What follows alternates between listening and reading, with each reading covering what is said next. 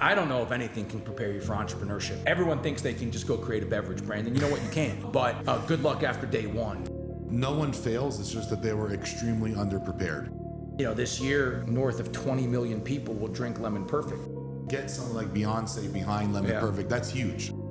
I believe that Lemon Perfect is better for you than anything else in the competitive category. Like, that's magical. Sugar is the root of most of the inflammation that we have in this country. Yes, you can drink a caffeinated drink to wake up, but what you did was you solved a routine problem. You actually built a process in a bottle. On January 1st, I was 217 pounds. I just said enough is enough. I hired a trainer. I got a meal delivery service.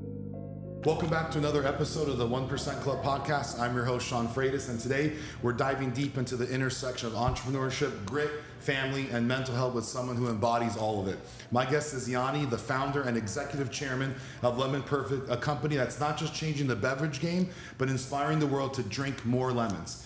From being recognized as one of the most relentless recruiters in college basketball to building one of the fastest growing Beyoncé-backed beverage brands in America, Yanni's story is a masterclass in resilience, vision, and execution. Let's get into it. Yanni, can you just share a little bit of your background first before we get into these questions? For sure. I have to tell you this, though.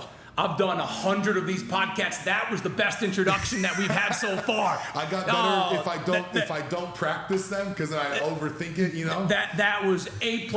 Great job. Appreciate that. That was very inspiring and uplifting. And after the training session that we went through, I think I needed that. I got you. No, thank you for having me.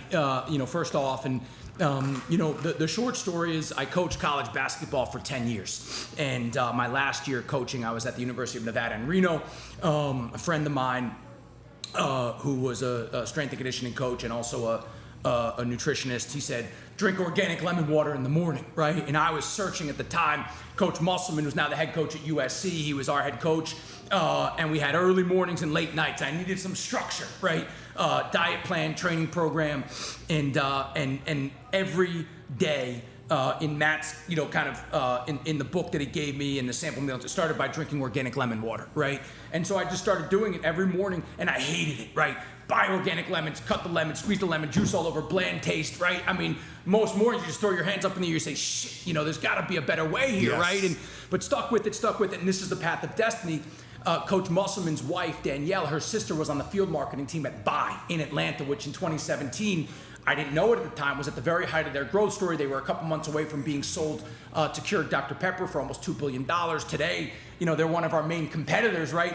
But innovative product at the time, 1 gram of sugar, great flavor, single ingredient hero. And I just had a moment, I said, hold on. Can we take lemon water and make it taste good, right? And that was the seed of the journey. And the season ends, and I'm having lunch with a friend of mine in Santa Monica who invests in a lot of early stage food and beverage businesses. And I said, John, what do you think of this idea? And he's like, I love it. Anything that you can do that can capture a piece of someone's daily routine, right? What they do in the morning when they first get up, what they do at night when they go to sleep, or any point in between, like you can go build something around that, right? And so I kind of jumped up. I said, shoot, John, like let's go build the morning drink, right? And that night we went to Whole Foods in Venice, and we got like stevia and erythritol and monk fruit and whatever else we could find. And we started playing around on his dining room table, and it didn't taste great, but the sweetness profile gave it a nice lift. And I just said, hold on, come on, and I Googled from his couch in April 2017 beverage formulation, and in the 8+ years since, we just sold last week our 152nd millionth bottle of Lemon Perfect. So here we are. Yeah. I think that's awesome. So let's talk about grit and early lessons. So before Lemon Perfect, you built a reputation as one of the most dogged recruiters in college basketball. Recruiting takes grit, persistence, and it's an insane tolerance for rejection. How did those years on the court prepare you for this entrepreneur battlefield? Look, I don't know if anything can prepare you for entrepreneurship, Sean. I mean, it is, when you coach college basketball, there's always going to be, you miss on a kid. You're gonna be beat up about it for a day, a week, a month. Sometimes you might not ever forget it, but there's always if you miss on a 5-star point guard, there's a 4-star point guard probably still on the board somewhere that you can go get. In building Lemon Perfect, sometimes, man, there ain't nowhere else to turn. There's no point guard around the other corner. You just got to sometimes figure it out, man. In the absolute darkest of moments. But what I will say is In all my stops coaching college basketball, I was a storyteller. I represented where I was. I represented the head coach. Here at Lemon Perfect, I'm doing the same thing, right? We wake up every morning, we tell a story. We think we're telling a hell of a story. Having a chance to make a really big impact on the health and wellness of not only the American consumer, but, consumers eventually around the globe. And so I get great inspiration and motivation every morning, by doing that. But, coaching a team, a lot of parallels, right? You coach a basketball team, you're coaching this team. You win or lose, when you're playing basketball. This is a scoreboard business as well, right? We wake up every day, we look at where our revenue is, where's gross revenue, where's net revenue, where's our cash burn, when are we going to be a profitable business? So you have all of that, right? And so it's a numbers game as well. So a lot of parallels, right? But I think the biggest one is just, having competitive stamina, being able to overcome adversity. I can't remember the last time a basketball team went 40-0, right? So you're going to take L's along the way. We've had our fair share, and we've just found the way to get back up off the mat after getting knocked down and continue to get a little bit better and keep climbing the mountain.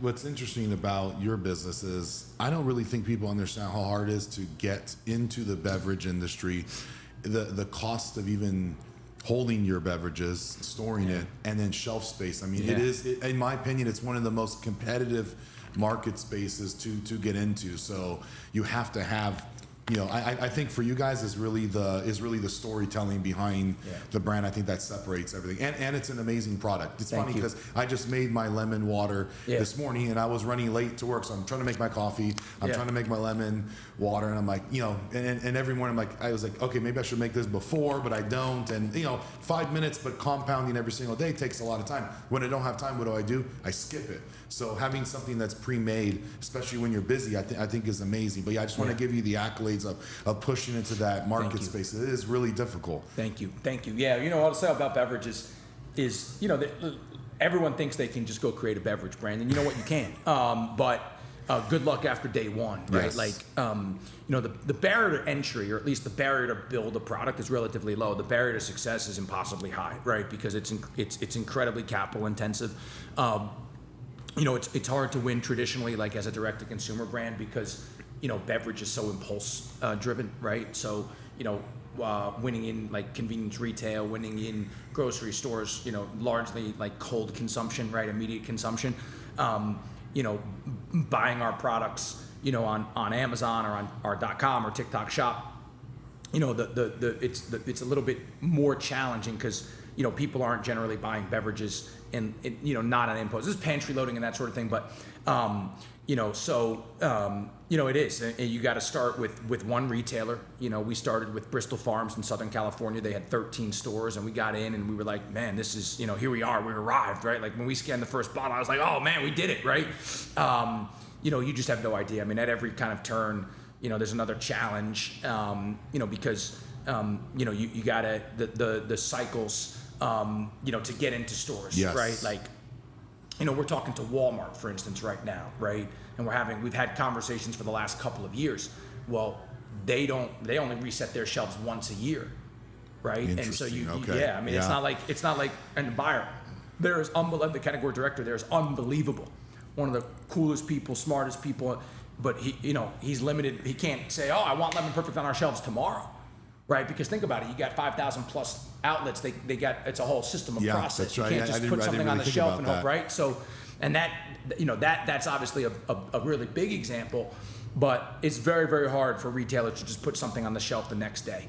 I don't care who you are, or what influences behind the brand. There are long cycles to this thing, and it makes it really challenging. Yeah, how many stores do you have to ship to? So how much product? It's like you don't make any money until your product is selling. So it's really interesting. Which is about good luck after day one. I used to take offense when someone would come into the company like, oh, let me leave, take clients, and let me go do this by myself. Now I'm like, good luck out there. Good luck trying to get everything that's here, because now I realize that people aren't just coming in here for people; they're coming in here for the brand and what's there. So I'm missionary to the brand. Even beyond the company, the brand is what people come in for, and the result that follows. Sean, and I'll tell you this, and I'll give you your flowers here. Like, man, I'm 9 minutes away. Like, I wish I was 1 minute away because I can't wait to get here. Thank you. And I mean, what you have done here, whether you live in Las Vegas or you visit here, and everyone comes here a couple times a year at least, you got to come through here. You got to look around. There's nothing like this. If you're into health and wellness, if you're into your performance and just kind of your health, man, this is incredible. Everything and every touch point, like when you first walk in, your check-in desk is branded. The Project Wellbeing, the on the wood like that. I mean, and listen, my mind works different, so I see everything. But what you have done here, it's one of the. I mean, honestly, I love this place. I love this place, and I moved to Las Vegas, not knowing that this was here, and then between the time that I signed my lease and the time that I moved here, I found this place. And it amplified my excitement to get here. And then when I saw it, you better stay open until the day I die because I'm never leaving. Thank you. I appreciate that. Yeah. Thank you. Thank you very much.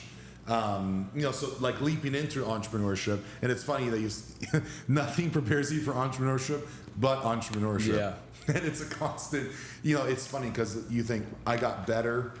I just think that you tolerate more. So tolerate more, you can take bigger hits, the bigger problems that come up, but you're just tolerating more from the previous thing. And nothing's perfect. So I now know that if you're riding the roller coaster up, that thing's about to drop down at any point. So understanding that and knowing, okay, let me prepare myself for anything and everything because something will happen. Unfortunately, it is business, and having that understanding I think is super important. So most people talk about their dream business but never take the leap. You walked away from a successful coaching career to build a beverage company from scratch. What was the moment that told you I'm all in, and how did you silence your own doubt? Yeah, it's interesting. I don't know if I'll ever silence my own doubt, even to this day. Candidly, like even this morning, I'm trying to think about, are we going to do this and do that in the fourth quarter? How's 2026 going to be? Like, it just, but when did I know I was all in? Was the day I raised, we raised our first dollar of outside capital, right? Like, that's when you start to have a very different obligation.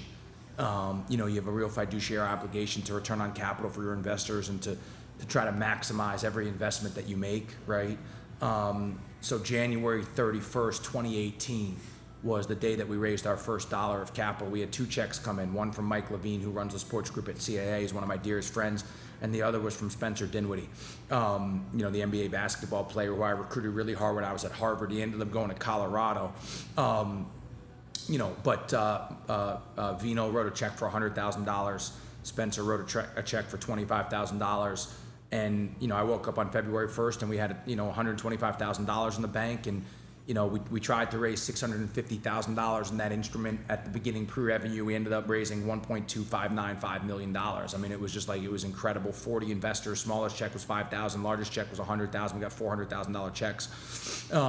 People just really believed in, I think, in the product and what we could go build. And, that group of investors, they're going to have a chance when this whole thing is said and done to obviously have a really nice return on investment, even though it's taken us, I think 3 or 4 years longer than we thought to get to the same point. Hey, that's okay. Yeah, it's like you only fail on the day that you quit, And I got a philosophy in my mind is no one fails. It's just that they were extremely underprepared. Yeah. And I take that seriously. And I was like, I'm not going to fail at something, and I'll prepare for as much as I can. So at least if I know I'm going into something, like, hey, I've given this all I had. And I think that 99% of the time, maybe it's not exactly the way that you want it to go, but you're going to come out on top. And it may not just be, in that one moment. It could come later on. And I now know that I may hit it on day one, or it may take 20 years, but I'm along for the whole ride. Like, I don't think I ever want to not be a part of my own company at some sort of fashion. And everyone wants to try to make money in business, and this will make money, but I'm in it for because it's my dream. Like literally, one of my most inspiring entrepreneurs is Walt Disney, because he has no idea. So anytime I need to get inspiration, I'm a huge Disney fan. Big. Love that. Disneyland, Disney World. They still get me. I buy all the stupid Star Wars shit. And I don't even know why. What am I going to do with this? But it just gets me in that moment. But what I love about him is he has no idea what he even created, because he's not here, but his legacy is. And I want to be like that in health, in people's health, and in their spiritual journey. I don't know what it'll do, but I know that if I lay out that foundation, when I'm not here, someone else will pick it up and continue to go. That's incredible. And how many people actually really have a chance to do that, right? You can. If what we just did on the floor was any indication, man, you got it. Your knowledge base, your passion, your enthusiasm, it's like nothing I've ever seen before. I'm very committed to try to figure out how to help you, man. But, and I feel the same way in a lot of ways with Lemon Perfect. My job is to sell this business, right? We have to return on capital for our investors. We have to find liquidity. But are we going to have created a brand that can withstand the test of time, and be here for the next 30, 40, 50, 100 years? I hope so. I hope so. There's certainly a chance. I just, when you put, and I feel that way because when you put something out there that can truly make people healthier, right? With like, and make people, that tastes good. Obviously, that has to be a part of it too, right? Function can only take you so far. To get that every day in that daily consumption, I think products have to taste good. And I'm sitting here trying to think of, I don't know another beverage brand. So what you did was you actually solved a problem. Like, yes, you can drink a caffeinated drink to wake up, but what you did was you solved a routine problem. You actually built a process in a bottle instead of making a beverage. I don't think anyone's ever really done that before. I'd have to think really hard, but you made a process inside of the bottle. That's something different. That's what we did, and what I'll tell you is it's hard, right? Lemons are very volatile. Putting citrus inside of a plastic bottle is really hard, preserving the integrity of the nutritional integrity of the fruit, trying to extend shelf life, right? It is really hard. And we continue to work at it and continue to try to find ways to get better and to, how do you extend, the flavor profile, months and months, and so, all of that work is ongoing. But, the flip side of that is that we've got a good moat around the product, right? It would be almost impossible for someone else to come into the game. So, that's energizing too, right? Because if we figure this thing out, we're going to own the category. So let's talk about that. So you get someone like Beyoncé behind Lemon Perfect. That's huge. That's it's like when Tom Brady helped Alex with the gym. Like, that one person is so powerful. It's a straight catapult. But that doesn't happen by accident. Can you walk us through how you built that kind of momentum, that relationship, and the lead that breaks through in business? Yeah, we were fortunate on that one. In January of 2020, I was still in Hermosa Beach, California at the time, and I woke up and I had like 100 text messages and like 50 DMs on Instagram or something, and everyone was like, "Did you see it? Did you see it?" I was like, "See what?" Beyoncé.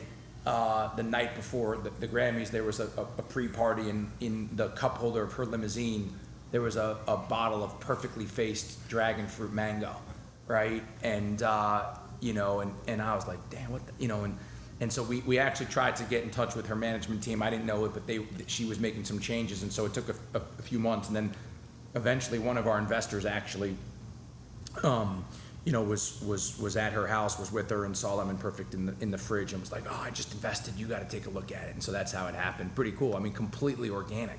I think unbelievable. That's the best, unbelievable.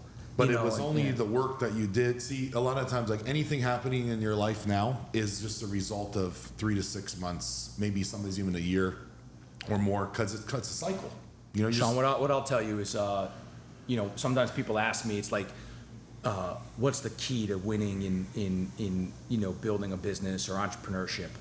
And I tell them, go back and coach college basketball for 10 years and then come back to me, because I would actually argue that some of the success that we're having today, the relationships that I've built with our capital partners, those go back 20 years. Absolutely. I mean, those go back 20 years. It's unbelievable, right? Like, and so my whole thesis has been, if you treat people really well, you roll up your sleeves, you work hard, you do it with integrity, you're going to give a larger pool of people, the opportunity to say, I believe in you.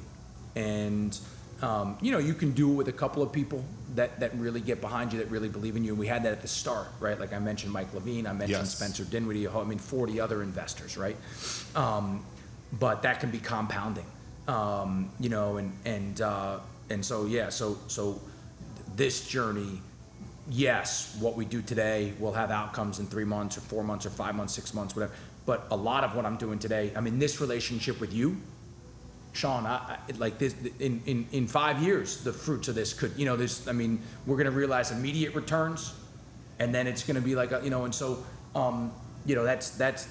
for me, that's the coolest thing about this is how many people have a chance to go through life and have kind of the richness of a journey like this one, right? Where you're doing two completely different things, but yet the roads are kind of, run in parallel. But to think that I got to coach college basketball at the highest level for 10 years and then get to go build a business that is being consumed by, this year, we think north of 20 million people will drink Lemon Perfect. It's unbelievable. That's amazing. Yeah. And it's funny that you say that because you're in parallel, but like I haven't seen him in 10 years. Yeah. Talking about the kids that were in high school that were going to college that I was training, that was 10 years ago too. Those things don't happen by accident by any means. I'm getting to a point in my life where like real relationships are the most important. Like I was telling you out there, you can get 5 people around you that can have the impact of 500. No question. And there's no question about that. I also feel like with my company here, it's just like it's a magnet to attract in. Like you didn't find it by accident. I wish you found it sooner. You could have had better marketing, but it's like a magnet, and I truly believe that it's that's how people are getting brought together in a great way. And it repels people who aren't for this either. Like I'm sure in your brand does, and it's really interesting to see that ecosystem of people who are like-minded that can work together. And that really want nothing in return from it, but can have everything in return from it at the same time. There's no question. Shout out Derek Thornton Jr. Let's by the go. way, who's sitting in this room with us here, who I recruited 10 years ago and is now working with us and doing a lot of work as an assistant for our senior leadership team. Yeah. So, behind every fast-growing company, there's failures that most people never see. What's one painful setback that nearly broke you, and how did you turn that into fuel to keep going? You're looking for one, huh? I have about 12.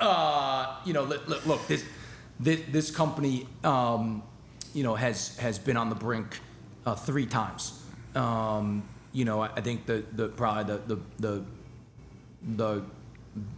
example that the example that I'll give here is, we used to be in a 12-ounce bottle, and we were running those bottles at a bottler in New Jersey, and the business was roaring, and in late 2022, I kind of looked at the overall landscape of our business. We were living in a low double-digit margin environment. Our competitive set, vitamin water was in 20-ounce bottle, Buy in an 18, Roar in an 18, Hint in a 16, and I thought we were just getting swallowed up on the shelf and in the cooler.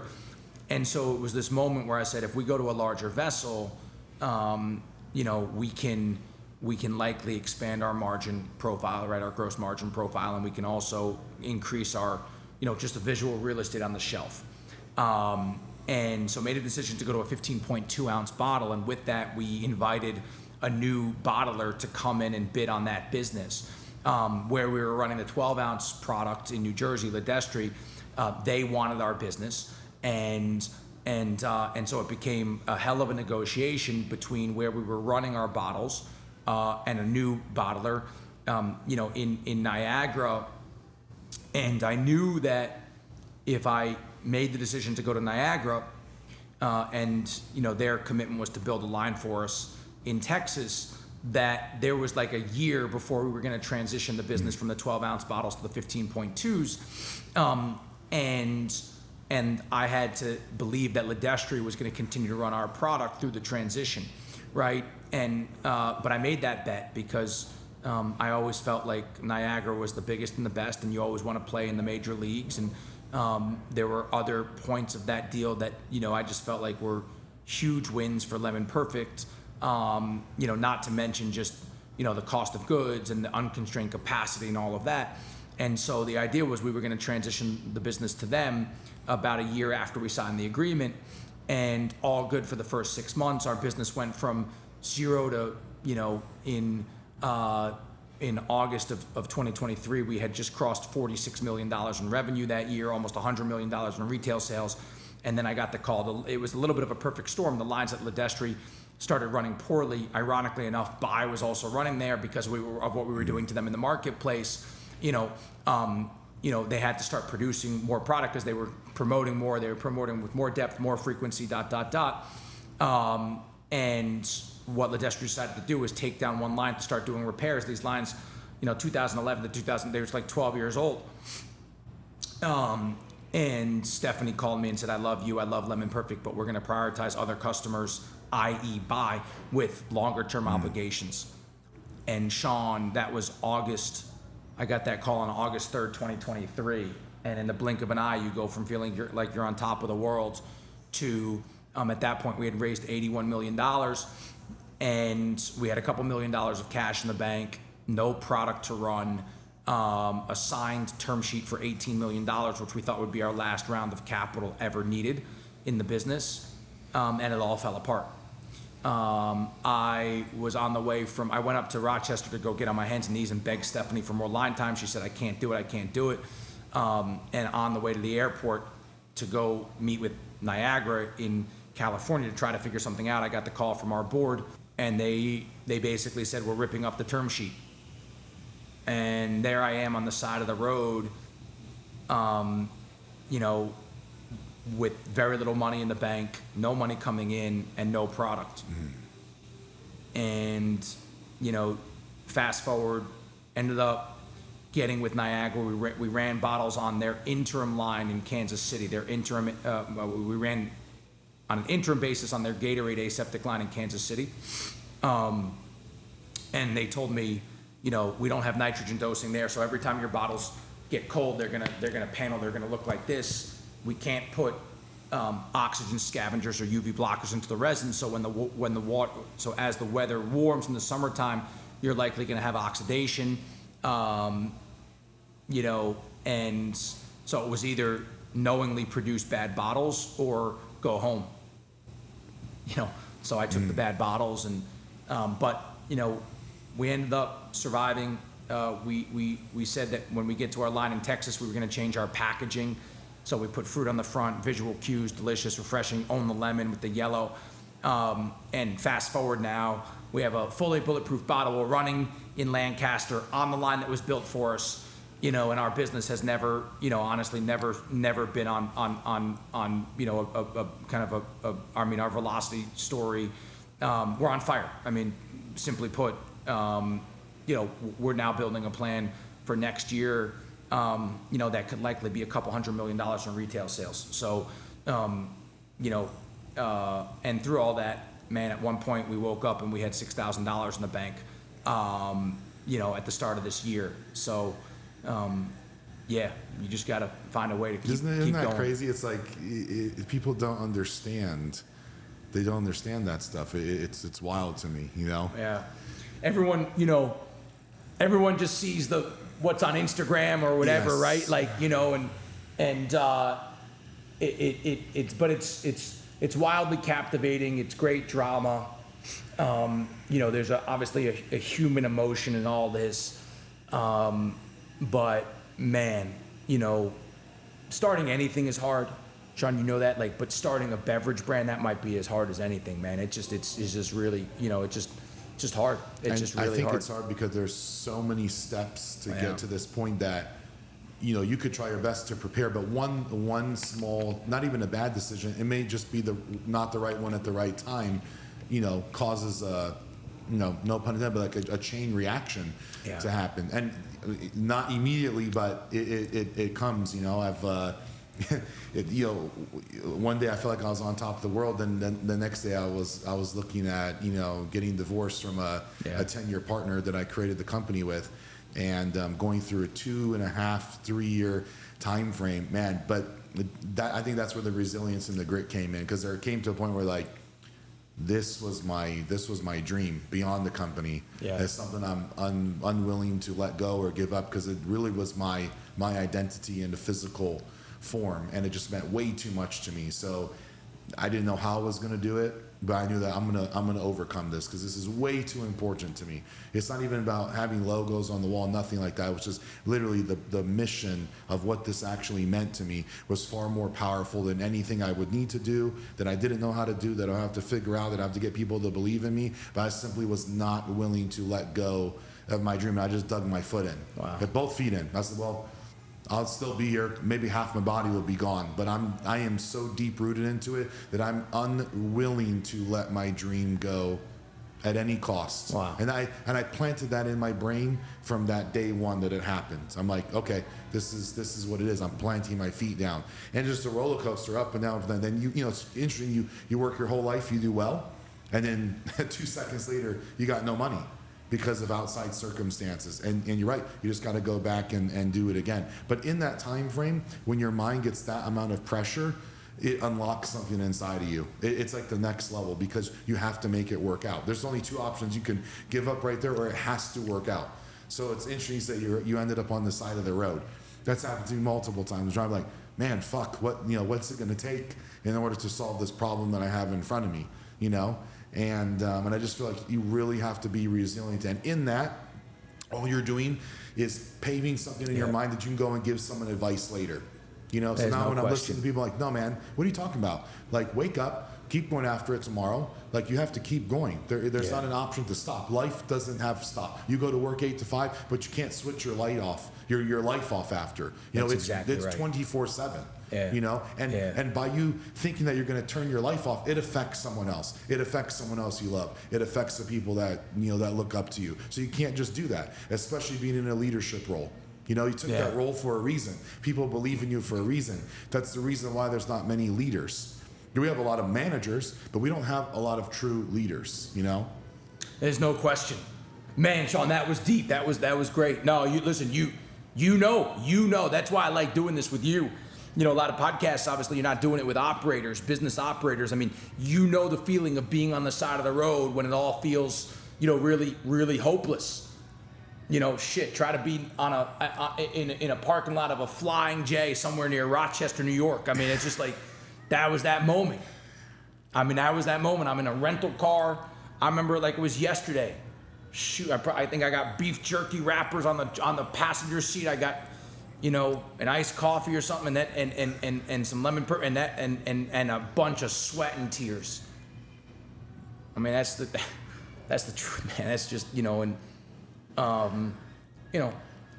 listen, to be honest, if you don't go through all those moments that we've gone through and endured, maybe I don't choose to come to Las Vegas when things get a little bit brighter. I'm not in this chair.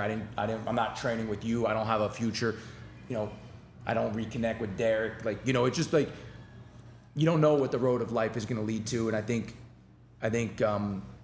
believing that there is light on the other side of adversity is something for me that I've become much better at.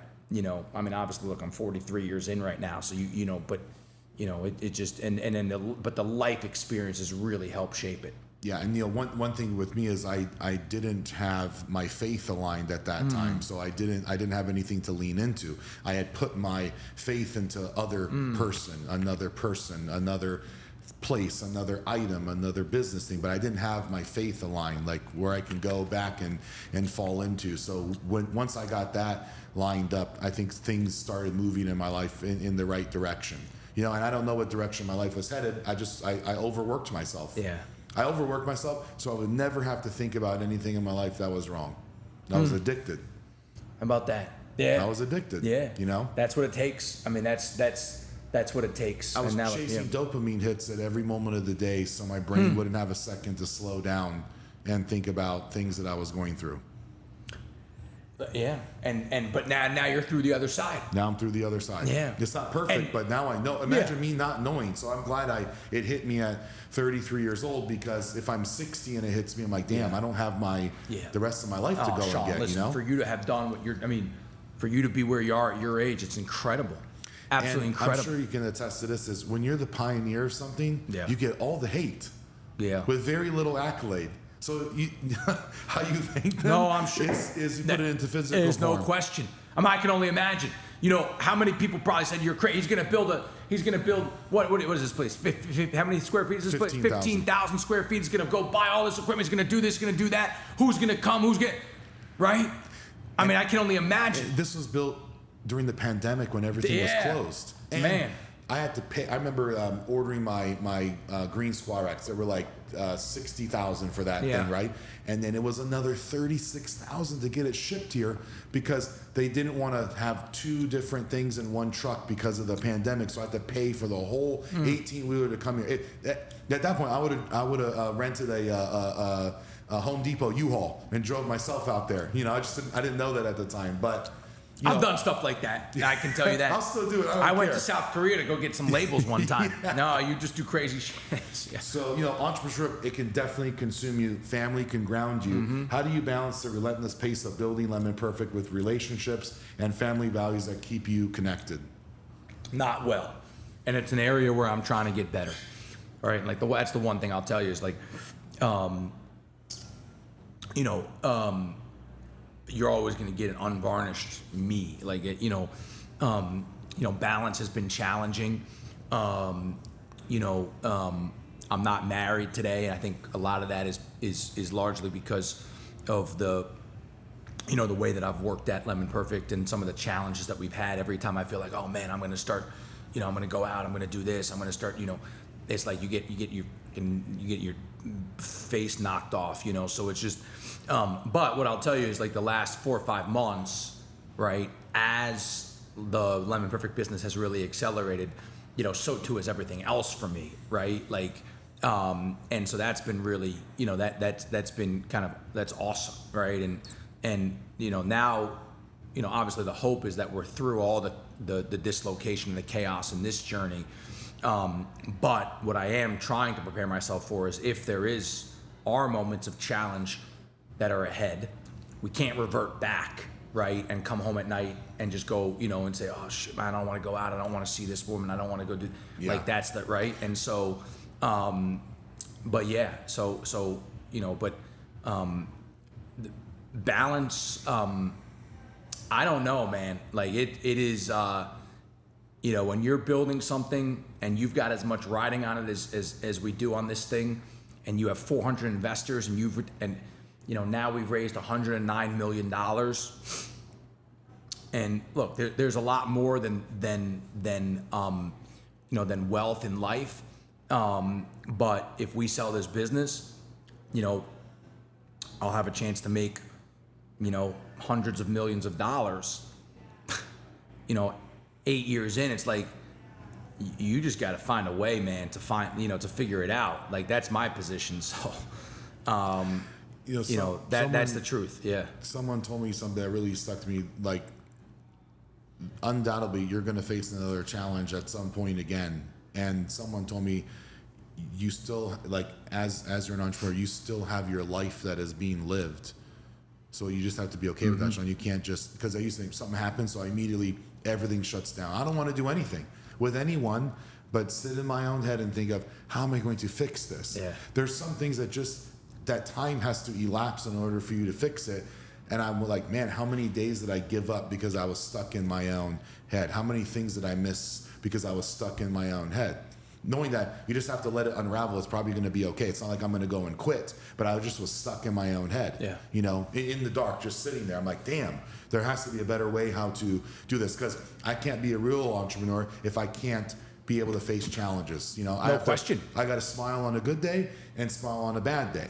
Like, don't climb a rainbow when you sell $100 million, because at some point you're going to lose $50 million. It's okay. But I just need to get better at being able to do that. And when it comes to relationship, I learned that, hey, business is going to be one of the most important things in my life, but it doesn't mean I can't love or take care of someone else. But if you're with someone that you disclose that to and they know, then you can find a real partner, because they know, hey, I'm also going to be able to provide and do amazing things in life with this person, because I'm able to go and do that as well. So I feel like being vocal about those things, you'll attract the right person into your life, including friends, because they just know, hey, he's off doing this, but it's because of this reason, and we get to live this way, And I don't think there's ever going to be a balance. I think it's impossible. If you're a founder that is inside the company and pushing the vision, there's absolutely no way that you're having balance. But you'll create something incredible. So when it comes time for you to sell, you're gonna have freedom. But that freedom came with a cost, and you have to be okay with paying that at the time. No question. Yeah. No question. And really well said. Great. Next question is, every entrepreneur faces invisible battles, anxiety, pressure, the voice that says you're not doing enough. So what practices, routines, or mindsets helped you protect your mental health at this level? Yeah, here's what I'll say. When I'm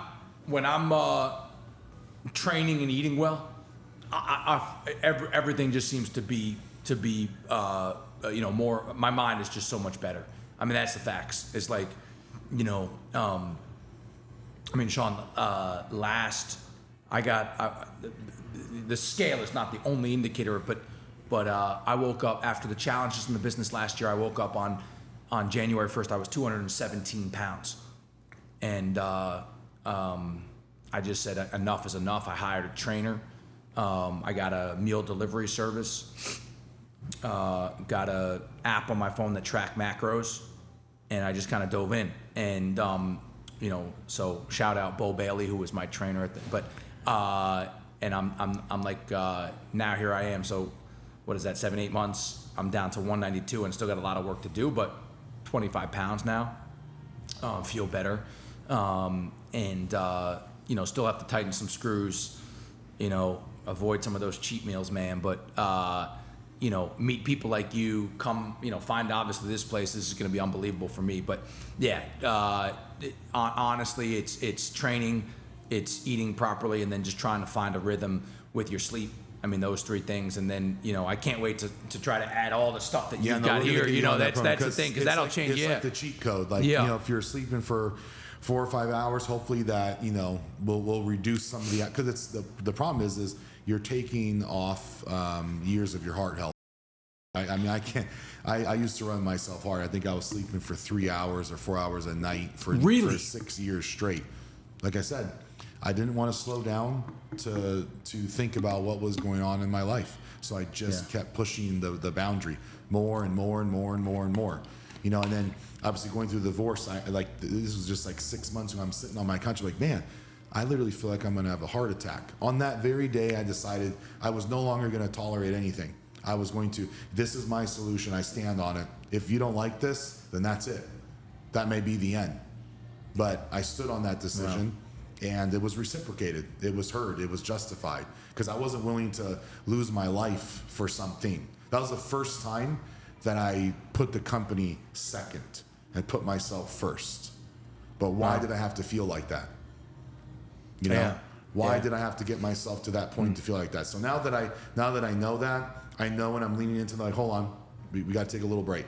Yeah. Also, in that, you have no creative space. You're just working. There's zero creative space. And at your level, you need to make creative decisions that spike growth, not working hard. Yeah. It needs to be creative, and it needs to be strategic.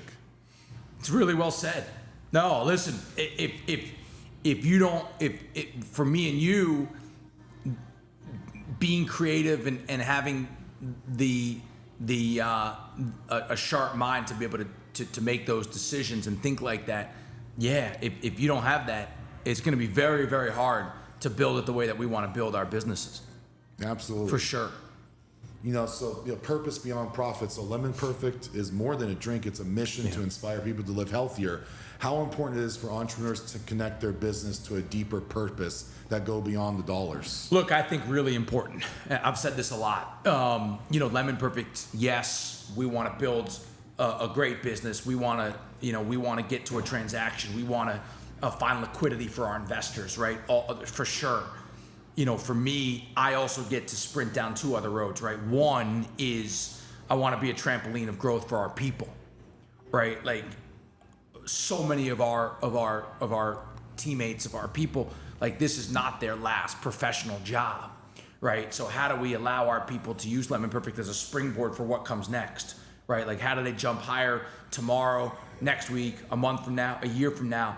Like what an opportunity for us to be a springboard of professional growth for our people, right? Like and for them to always talk about this experience in the best possible way. Like when they look back through the journey of their career, I want their Lemon Perfect experience to be the best one of all, right? Very few people will work at one place for that, right? So if our people work at 5 or 6 or 7 different places over the course of their profession, I want Lemon Perfect to be the best place they ever worked out. Culture. And I want to win. I want them to, everyone's a stockholder in this business. Everyone has equity. I want them to walk to the window and cash that ticket. And then the greatest purpose of all is that we have a product that, can make people healthier and happier.